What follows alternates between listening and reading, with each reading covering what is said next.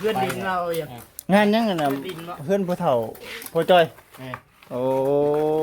เอ๊ะ ผู้ช่วย ผู้เฒ่าเขาน้องเตแต่ว่าทำมาผมมีเวียงเขาก็ติดจองไปพุ่นเลยนะสมมติว่านั่นก็ได้จังไปเบิ่งเพื่อนก่อนนะจังได้ลมราคากันถึงนะเพราะว่าเอาชิว่าไปโลดวันเพื่อนยังไม่ได้เห็นได้ใช่เนาะมันพวกมันหอมจำลายจังจันจังที่เขาก็ยังลมราคากันมือทึก โอ้ มีงานต่อแล้ว มีงานต่อแล้วสักก็เป็นนั่นน่ะเนาะ งานเก่าอีกแล้ว ยังไม่เคยไปทางนั้นบอก มื้อใดสิไปเอ้ามื้อใดสิไปกันว่านั่นสิไปนำกันว่าเอ้ายันว่ามันหลายคนเด้เอามันบ่ได้ใกล้ได้ฮะหามีแต่คนอยากไปนำ เดี๋ยวก่อนเมื่อไหร่จะไปเดี๋ยวจะให้คำตอบ ต้องบอกเนิ่นๆก่อนเด้อ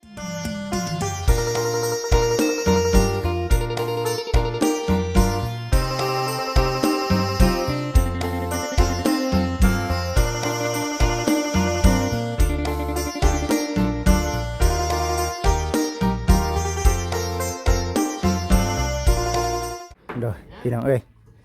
เหนียวสืบต่ออยู่ที่อาณาเพื่อนน้องแต่เพิ่นทางสั่งแก้วเด้อพี่น้องเด้อกำลังทางสั่งแก้วกำลังพากันคัดอยู่ประสันนะทางบจิตกสีถ่ายให้กับพ่อแม่พี่น้อง14เบิ่งพี่น้องเด้อเนาะมันแข็งแล้วฉันแข็งแล้วก็มีแต่สิคัดบัดนี้ติโอ้เฮ็ดแนวนี้นี่เนาะ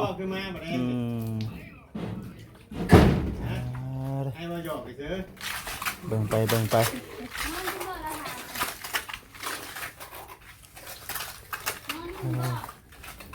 พอดีนอนพุ่นได้เฉยต่ออยู่หน้าบ่จิตเลยใกล้เอาบอจีบอกให้นอนพุ่นมื้อเช้าแล้วจะเอาไปทำหน้าเรา บ่ใกล้ๆนึงนะ ใกล้กันนะใกล้กันนะ สั่งโดนเดียวเย็นบอก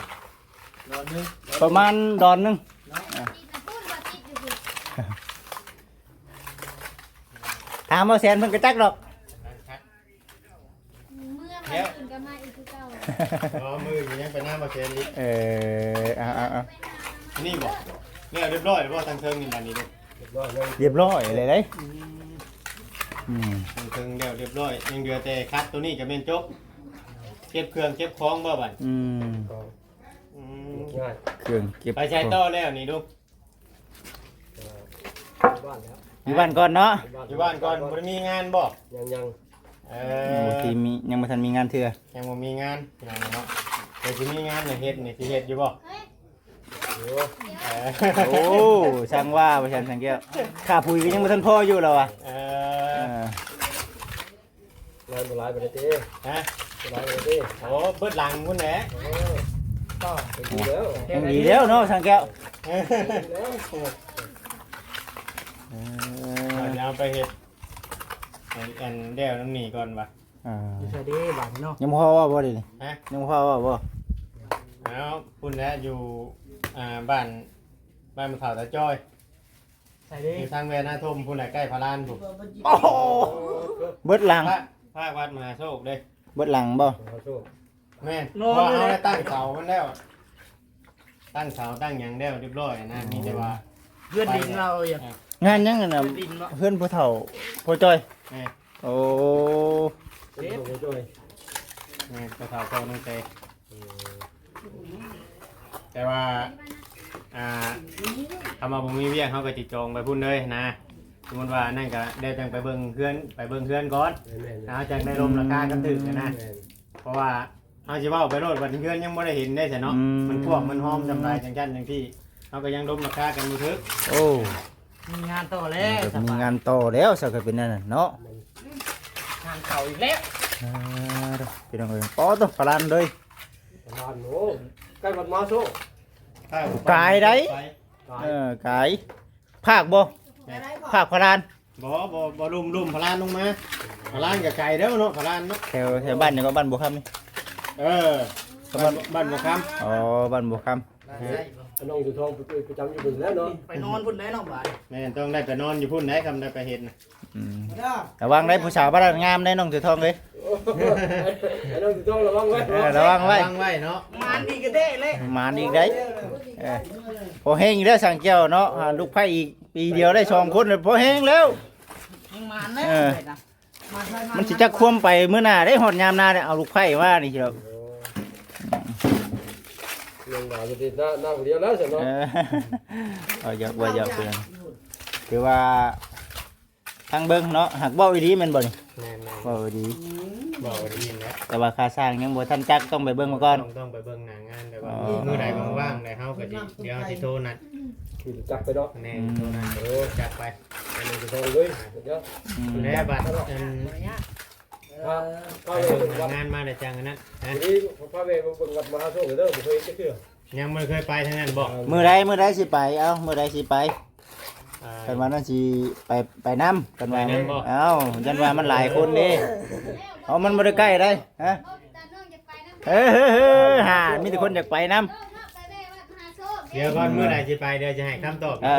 ต้องบอกเนิ่นๆก่อนเด้อบางทีสิเคลียร์เวียกได้เนาะ โดย ยังว่าหลายคนจะไป วันนี้สิเรียนวัดมหาโชค เอาก็ ได้ ได้ บางทีให้บ่จิตแกอุปกรณ์เครื่องหมอเครื่องมือเพิ่นไปเลยก็มีได้เนาะ ได้บ่ยาก บ่ได้ได้ มหาโชค กะได้กับเบิ่งหั่นแหละถ้าเบิ่งหมู่เบิ่งคู่คำเมื่อใดไปกะ บางทีมันนั่นทั้งเทื่อเฮาเฮ็ดแล้วทั้งเทื่อมันแล้วก่อนดำหน้าได้มันก็สิได้สบาย ก็ไปหลายคนได้นางนอกนำก็มีเด้อ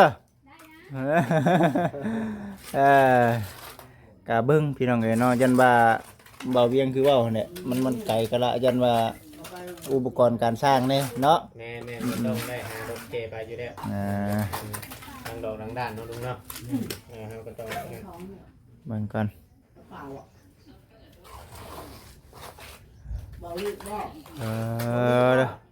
เอาดีใจน้ำสันบอกก้อนหันแหละก้อนจักมือจักใด แม่ ใส่น้ำกัน ฮะ ใหญ่รอบเนาะ บ่8ต้น เป็นเฮือนแบบอันนี้เฮานี่บ่เฮือนธรรมดานี่นะว่าหรือเฮือนปูนบ่ สิเฮ็ดอันปูนนี่บางเทื่อที่จะเปลี่ยนแผนนั้นบางเทื่อที่มันเห็นไม้เชลางามแล้วบางเทื่อเอาไม้ชะลาเอ็มขึ้นเลยนะมันก็งาม เล่นเร็วกว่าดำน้ ทำงานไม่ใช่ได้นี่ไว้เนาะ ไว้ครับ โอ้ ว่าหนึ่งมาก มีความพร้อมแหละบ่คิด บ่ เอาอัน พอมีความพร้อมมีงานใหม่แล้วมีความพร้อม อ๋อ หนึ่งมาใกล้ไฟฟ้าสองมาของมีเฮามีความพร้อม คันคือแบบนี้นี่คำเป็นก่อนี่ยังบ่ทันแล้วนี่เนาะยังบ่ทันแล้วอยู่นี่เนาะ นี่ยังอีกเนาะลุงเนาะ โอ้ นี่สมมุติว่างานปูนมันก็ต้องเช็คท่าจดท่าทีมันลายขั้นตอนนะบดี มีงานใหม่เฮาคือจบแล้วเรียบร้อยแล้วมีจักแล้วเนาะ ไปซะลุยซะพี่น้องเอ้ยเนาะเฮ็ดได้ซั่นนี่แหละผมมีการมีงานสังแก้วก็ดวงการงานอันน่ะเข้าช่วงยามหน้า แบบนี้เราได้กับบ่เวียงเนาะ แม่นบ่เวียงแน่นี่บ่เวียงก็ได้ ที่แรกนะครับก็อยู่บ้านปีนั้นอยู่กันอยู่ตัวย่ำน้ำหน้าเลยเนาะ อ่า เจ้าฮอดย่ำเกี่ยวเขาทับเลยจบโอ้จนพิษบ่ได้ดำนาเลย เอาจังใดก็ตามแต่ขอให้มีการมีงานพี่น้องเนาะ น้องอยู่ท้องดีใจเลยบ่ได้ดำนา เอาทั้งได้เวียกได้เงินพร้อมพี่น้องเอ้ยเนาะผู้เฮ็ดก็เฮ็ดนะก็ได้หลายคนอยู่เด้ปัญหาคือมันสิบ่มีงานนั่นแหละคือปัญหาคือเฮานี่แหละนี่คือบ่จิตนี่แหละนี่เบิดได้ก็ไปนำกันฮะ กะยาวกะยังมันมีเนาะ กล้าข่อยยังบ่มีจักตาอยู่เด้ ข่อยยังบ่ได้หวานกะ เออ มีแต่หวานแต่ตัวมันเข้าตัวปลาไว้หั่นน่ะซื่อ ข่อยหวานปลาไว้พอดีฝนตกพอดีงามเลยเมื่อคืนนี่เนาะ วานนี่บ่ได้ฮอดบ่เพราะตอนฝนตกพี่แห้งๆวาน บ่เลยแห้งๆจ่อก็คืออยู่พี่บ่มีมาได้แต่ช่วงแรงนี่ แล้วจุกงานตอนนี้สิปั่นคณะลงจ้อยก่อน โดย ปั่นคณะลงจ้อยจัก2มื้อ สองมื้อ ปั่นคณะ อืม 2มื้อคือ เดี๋ยว ว่า มีแต่ว่ามื้อใดเฮามันสิไปแหละเพิ่นสิโทรหาเจ้า อืม อันไปเบิ่งหั่นนะมื้อใดเฮาพร้อมหั่นนะ อืม พร้อมแล้วโทรหาเจ้าไปเบิ่งหน้างาน เห็นบ่เวียงไปประจำการอยู่ทั้งนั้นหลายมื้อเลยบ่ มันเป็นช่วงนั้นมันก็ล้นเติบไปเลยกลับไปกลับมามันงานมันยังบ่ อืม มาพร้อมๆมันยังบ่นั่นนะบัดนี้แบบทางผู้รักผู้ใหญ่เพิ่นให้มาถามทางลุงช้าง อ๋อ ว่ามีงานบางอื่นบางอย่างบ่แบบนี้นะ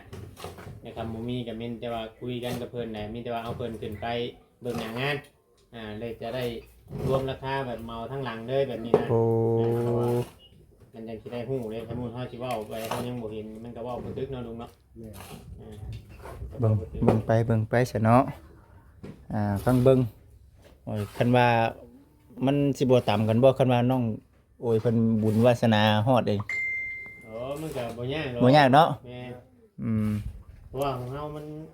เฮาได้ตั้งเลยยังขึ้นได้ ตั้งเร็วเนาะ สมมุติว่าทางนี้เพิ่นตั้งกับเพิ่นหามื้อมาตั้งก็ได้ โอ้ อันนี้ก็ยังบ่ได้นั่นนะ อืม มีแล้วบ่มีทาง บ่ยัง มีทามาแล้วบ่ โอ้บ่ได้ก็ยังบ่ทันได้พอเนาะ พอแล้วกี่ดินแต่ว่าเพิ่นทันได้ซื้อ แม่นบ่ เห็นคลิปที่เจ้าเมื่อวาน ปิดแล้ว แม่น เงินจันเด้ โอ้ บ่ ยายบ่ได้ โอ้ ไปอิ่มแล้วอิ่มแล้ว กันบูดด้วยนะเนาะกันบูดด้วยนะเอามีแต่นั่นนะลุงเนาะ งานไป ดีใจน้ คุยกันอีกทีนึงไปเห็นมาเรียกงานก่อน ต้องบ่คิดแล้วเนาะ ำได้บ่มีปัญหาดอกคันว่ามาบอกเลยเนาะบ่ยากดอกในใดก็งานเฮาคือกันนะทางนี้ก็ได้ เลยไปอัปเดตช่วยกัน เอาเดช่วยกัน คุณก็มีหลายงานอยู่หลายครอบครัวอยู่ ในครอบครัวอยู่บ่ แม่นๆเนาะ เล่นมาสิโนหาบนถังรถจักรไปแล้วไปรถมาจิตกัน ได้มีแต่ว่าหาวิธีเอาฮอดยามมันได้พี่น้องเอ้ยเนาะเพราะว่าอยู่แถวนี้มันก็แล้วเด้เนาะ โดย ได้เวียกได้งานเด้ แต่นอกจากคนเพิ่มเติมอย่างไรจะคอยว่าทำไม แม่น ก็มันคือว่ามื้อนี้เนี่ยแม่นเก็บเรียบร้อยแล้วงานของเจ้าอยู่นี่เนาะ เพราะว่าก็สิเว้านำแบบนี้น่ะบ่จิตก็เบิดเด้พี่น้องเนาะเบิดเวียกแล้วส่วนไม้ส่วนตอกแล้วให้มันได้กินเนี่ยเนาะ เอาให้เพิ่นอันนั้นเองนะบ่ยากดอกไว้ตัวใดมันเป็นประโยชน์มันคือมีหันมีเห็ดหันเห็ดนี้ โอ้ได้แท้ มาแล้วเห็ดคาตกคาเตียงได้หมดเลย ไงกระตุกกระตังนั่ง แม่แถวนี้อยากมานพลซุมื้อเนาะโอ้อยู่แถวหน้าคือบ่เห็นตกแน่ พอฮ้อนจะมื้อนี้สิลงแฮงอยู่เลย โอ้ ฮ้อนแฮง ปวดท้องดึกๆน้ำ ให้ จะหวานกล้า เฮาว่ายังบ่อยากให้ตกเด้ บ่ อย่าให้เข้าเฮาใหญ่ขึ้นอีกจักหน่อยก่อน ข่อยยังบ่ได้ออกข่อยยังบ่ได้ออกอยู่เลย ยันเปื่อยนะครับ ก็บอกกินแล้ววันนั้น คัดกันนี่เนาะ วันนี้ว่าเห็นฝนตก อย่าให้ตกแน่เพราะมันห้ำเข้า ได้นั่นนี่กำลงมาเนี่ยโอ้ยจะท่วมติงบ่ทันมันแถวให้ลุกมันน่ะนะแถวให้ทางเทิงพี่ยาวแล้วทางเทิง มีแต่นั่นแหละพี่น้องเอ้ยเนาะหลังจากว่าเวียกการงานมันสำเร็จแล้วก็ถือว่าปรึกษาหารือกันแล้วบัดนี้ว่าสิไปทางใดต่อว่าซั่นหั่นนะ เลย แต่ยังโชคดีที่ทางบ่เวียงเพิ่นมีงานมาปรึกษาพี่น้องเอ้ยเนาะบ่จิตก็ไปก่อนไปนำเพราะบ่ทันได้มีเวียกนะก็บ่สร้างจังซี่ที่เพิ่นเห็นเอาไปเรื่อยๆก็เวียกการงานทางนั้นมันมีเนาะ เลย เบิ่งไปเรื่อยๆพี่น้องเอ้ยเนาะรอบ่บัดนี้ เริ่มแห้งมันหมั่งแค่น้อยเนาะมันหมั่งแค่น้อยเลยครับ เที่ยงบัดนี้เด้ เกี่ยง พอได้เอาปัดปวดง่าย รักษาเอาพอดีแล้วบัวผ้ามันตกก็อยากให้ตัวนี้แห้งก่อนยังตกเจ้าหน่อยจะหาแนวมู บ่แห้งได้นี่เนาะคำตกนี่เนาะ น้ำนี่มันตีกับผู้ได้หน่อยเนาะ โดยนี่เลยมาเด้อกันทั้งน้องบอยป่วยคล้องว่าก ล้วยคล้องเอาน้องเด้อ ป้าพี่ ขอป้าเลย มันพาดไปทางนี้ โอ้ยบวกเข่าเลย บ่เข้าบาดนี้เนาะ เพราะว่ามันสูงนี่นี่เกิดสูงก้นบกเลยบ่ง่ายนี่ แล้วก็แค่นี้มันก็ถ้าเขาบอกป่วยมันจะมานั่ง บ่ล้นดอกไอ้ว่าบ่ลงในเพิ่นนูนนี่เด้น้องเพิ่นจิกอันนี่เด้ใส่ค่านะใส่ค่านี่นะแม่นความเนาะลงมันก็ลงนี่คือเก่านี่ น้องมันกับบัวลายเป็นไดจริงๆเนี่ยมันลายมันมาแต่พุ่นเนี่ย ละลายอย่างนี้คือเขา ตรงนี้มันก็ได้ลงมา เป็นยังบ่เป็นยัง เป็นยังหรอกแต่ว่าเขาป่วยคล้องรอบๆลายเขากระด้างมา แล้วมื้อใดนี่ ไม่ได้กินนะ มื้อนั้นเลยบ่นี่ แม่ แน่นเลยเต็มพี่น้องเอ้ย ฝนตกใส่รถอันน่ะดินมันยบลงเนาะ ปูนยังเดือยังชุมเจ้าบ่ได้ชุมเจ้าก็เทไป เฮ็ดไปน้องเอ้ย เองเพราะว่าชายมันยังจะมี ทั้งเฮทั้งสะพอดีงามเนาะพอดีงามเลยนี่ เรือจะชอบปูน ปูนยังได้สอบเดียว เจ้าก็เทอ้อมบ่อ มันเกิดโน่นๆมันเท่บนเราตรงนี้บนก้นรถจักรนะ อืม มันคิดเป็นอะไรของเรือนเด้ ๆ สอบนี่ใส่หัวบันไดอ่ะ เฮ็ดเอาน้องเอ้ย ไปพุ่นก็ได้เนาะ เวลาจะได้คน เฮ็ด มัน เฮ็ดบางๆเอาแน่เฮ้ยมันเฮาเองอยู่ จะคิดตรงอะไรของเรือน น่า อันนี้ตัวนี้ทานเนาะ ทานเจ้ ชอบเดียวนึง กล่องขีดินทรายก็ยังซ้ำนี่เนาะพอดีงามเลยเฮ็ดโลดแหละคุณก็อันนี้เป็นกล่องขีดินทั้งอันน่ะถ้าแม่เพิ่นเนาะให้ทั้งบ่คิดสั่งเข้ามาเรื่องดินทรายน่ะพอดีเลยแม่เอ้ยพอดีเลยตัวนี้เรื่องแห่แน่ทั้งนั้นทั้งแห่ทั้งทรายก็มีพร้อมทั้งนั้นเนาะมีพร้อมคือกันพี่น้องเอ้ยถือว่าโอ้ดี เริ่มหามื้อหาวันนี่แหละทางนั้นหามื้อหาวันบ่วันขึ้นเรือนนี่เป็นที่โสดนะเอาไปเรือนเนาะเป็นที่โสด ข่อยยังไม่ได้เลาะได้นี่ยังเลยมาแล้วข่อยขึ้นถึงเฮือนเลยเบิ่งเสียเลาะเบิ่งก่อนเด้อพี่น้องเด้อกะคือว่าพี่น้องเด้อเนาะไปมาบ้านนี่แล้วกับบ้านนั่นเนาะเห็นแต่ในคลิปทั้งเบาโอดีทางทีมงานเนาะเบาบอสแน่เบิ่งก็ถือว่าสวยงามได้พี่น้องเนาะเบิ่งถ่ายให้ก่อนเนาะว่าสร้างได้ทั้งผู้รักผู้ใหญ่เพิ่นจุดจดีเนาะจดีเพิ่นเบิ่งอยู่ได้นี่เบิ่งกันเด้ออันนี้สิเทกันเปื้อนบ่สร้างอ๋อโจงามจัดการสวยงามเทมื้อนี้ได้เพิ่นมื้อนี้เนาะเฮ็ดงามแท้อันนี้ฮะสังมางามเทเดเนาะบ่เพิ่นสิเทกันเปื้อนหอบเลยนี่แล้วเอาอยู่บ่นี่ฮะเฮ็ดให้งามแล้วสิเอาอยู่บ่นี่โยไม่ตู้แก้วแล้วสิเอาอยู่บ่วะเฮ็ดให้เรางามโพดเด้นี่สังมางามแท้เนาะ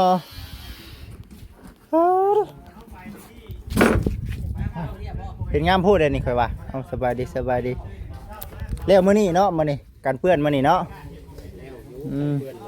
กันเปื้อนแล้วมื้อนี้เด้อค่อยขอไปหาแนตตี้ก่อนเด้อหาแนตตี้ก่อนพี่น้องอึบฮึบเอาแล้วมาบดข่อยสิตี้เจ้าเด้นี่ ตีหยังน่ะ ตายให้ช่างเฮ็ด ฮะ ช่วยช่างมื้อเด้นี่ มาสร้างเด้ โอ้ยบ่ได้ถ่ายคลิปบ่สิเจ้า บ่ มื้อนี้เราก็สิหาสบายดีว่าซั่น สบายดีสบายดีต สร้างนี้นี่เนาะ เคยเฮ็ดบ่เจ้าเคยเฮ็ดบ่ นี่ฮะ แม่น แม่นครับเคยเฮ็ดตะกี้เคยสร้างเฟอร์นิเจอร์เด้ อ๋อแล้วเก่งอีหลีหมู่ครูเนาะ เอาขึ้นเทิง เฮานี่มีแต่เฮานี่บ่เป็นหยังมี เอาเลย ฮะ คือว่า น้อยใจเจ้าเองเด้อบาด คือว่าเนี่ยนะ หมู่ครูรุ่นนั้นเขาเดี๋ยวเป็นเบัดทุกอย่างได้ ไปบ่คิดกัน พอหยอก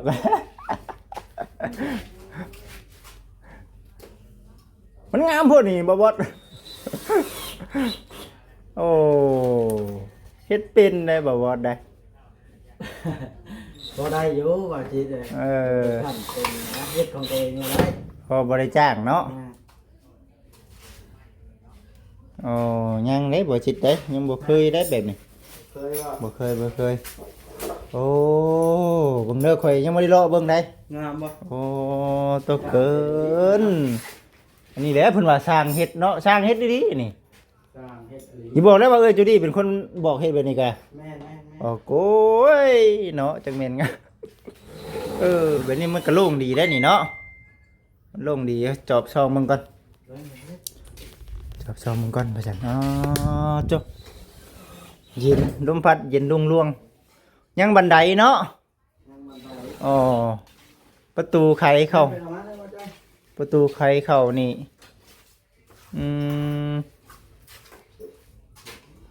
บันไดนี่ สองเลยบ่ เฮ็ดช่องบ่หรือว่าเฮ็ดแบบก็ จังหวะ ตัวนี้ ยังบ่ฮู้ไอ้ตัวนั้น เอานี่แหละก็ตามแต่พี่น้องเนาะบ่เข้าจินตนาการไปก่อนแม่นมีที่ถาเบิ่งพี่น้องเนาะมาถาเบิ่งอย่างเดียวโอ้ยแล้วก็นอนตื่นช่วยกว่าเก่าแล้วบาดนี่เนาะ แต่โคตรเนาะ แม่นมันผลบ่ได้ก้นหั่นนะโอ้งามสวยงามพี่น้องเอ้ยฮ่าโอเคได้เรื่อง มันแจกแห้งได้บ่จิตเอ้ยมันเลยเป็นถ่ายยากเฮ็ดเพื่อมันเหี่ยวเด้ โอ้ยเจ้าบ่ทันบ่นี่ ฮะ เดี๋ยวย่านบ่ได้บ่ ฮะ ช่วงค่อยอันน่ะเฮ็ดเฮือนน่ะว่าแน่นมานี่แหละบัดพออีกบ่เกิน 2-3 เดือนมากระปุ้งกระป้องอยู่พี่น้องเอ้ยเนาะ แม่ ก็บ่ฮู้เดี๋ยวนี้เขาเอาอันน่ะไม้ดิบบ่เฮ็ดหรือว่าจังได ให้มาจอย หึ ง่วงอัน เขาเอาไม้ดิบบ่เฮ็ดเดี๋ยวนี้เพื่อมันเหี่ยวมันแห้งแล้วนั่นพี่น้องเอ้ย น้อง เนาะ บ่จิต เฮ้อ แซ่ล็อกใหญ่ครับบ่จอยหั่น เอ้าจังว่าเด้อคือเห็นอยู่กินนี่นี่ เอ อ่า จอยเสื่อมเนาะ เชื่อ เชื่อแนวใด อยู่ซื่อๆก็พิษข่อยบ่ได้ดิโอ้ยพี่น้องเอ้ย น้องเอาบ่จอยสิใส่ ข่อยสิอยู่นี่ก่อนเด้อข่อยเด้อมันมีสัญญาณได้อยู่นี่อยู่พุ่นก็คือว่าแหละพี่น้องเอ้ยเนาะอีกแบบหนึง